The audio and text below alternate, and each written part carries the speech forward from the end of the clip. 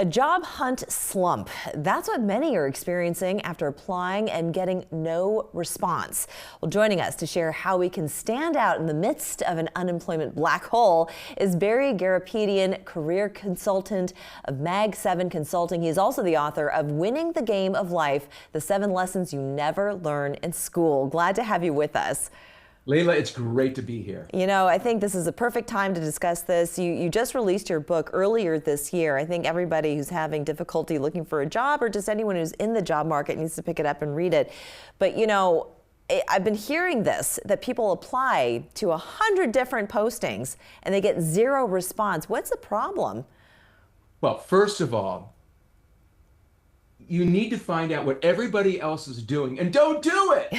Find out what the 1% high performers are doing and do that. So in other words, it's a mindset. The mindset is be relentlessly useful. And what I mean by that is this is the best time ever to find a job for a young mind. And here's why. Years ago, for myself, it used to be IQ, how smart you were.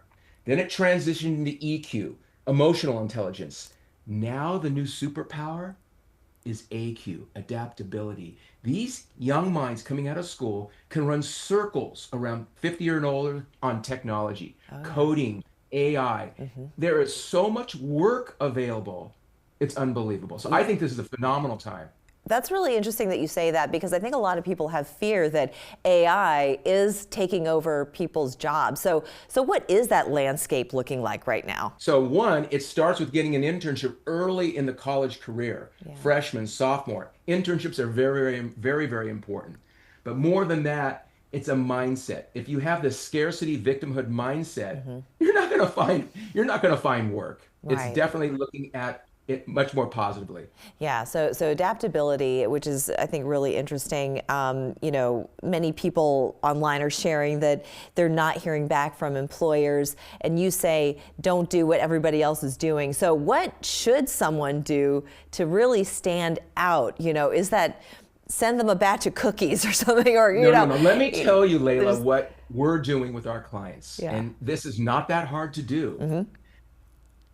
You're gonna write a hand note. Let's say there's an employer and I wanna work with you, Layla. I'm gonna find out who I'm talking to, write you a hand note, wax seal, put it in a Federal Express, overnight it to you. There's a very high probability it's gonna be opened. Oh, that's really interesting. So if I was meeting with you, Layla, before I met you, I would write you a note of gratitude of how thankful I am that you're meeting with me. And I'm expressing gratitude for how busy you are. Thank you so much for the time and energy. It's a pre-note. I have it in my pocket. I hand it to you if it's a face-to-face meeting. So when you say a pre-note to an interview, well, what if you haven't locked down that interview yet? I think people are having a hard time just getting noticed and then trying to secure that coveted interview, come what may.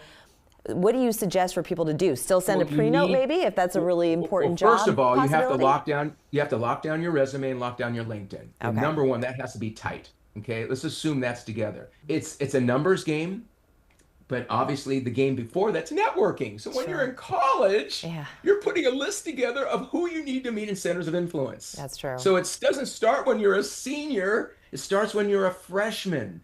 Clubs, groups, professors, getting published, all kinds of things you can do in college. And let's say you're decades postgraduate. So, I mean, there's still networking opportunities. Do you really put a lot of stock in those groups, those little societies that people should join as a member? Absolutely. And young minds can create value for others. Remember, there's 3 ways to create value. There's material value, which is money. There is emotional value, and there's spiritual value. So if I have a book I want to recommend, I might suggest for someone, hey, take a look at this book. And they send the book out with a hand note. That's creating value. That's true. That is true. So it's worth investing in. To be a value creator. It's a mindset. And employers are looking for thinkers. Employers are looking for problem solvers. If I'm interviewing with you, I would ask you, Layla, what problems can I solve for you? Yeah. I think How that's refreshing would that be? I think that's a Wow. great way to start 2026. I think people need to make a checklist of everything that you just said and then attack that job hunt. I think you've armed us with some really good advice. I just want to remind everybody your book is called Winning the Game of Life, the 7 Lessons You Never Learn in School. And make sure you read that book. Follow Barry Garapedian. I want to thank you so much for joining us. Layla, my pleasure. Thank you so much for everything that you do. Thank you. We'll be back in 2 minutes.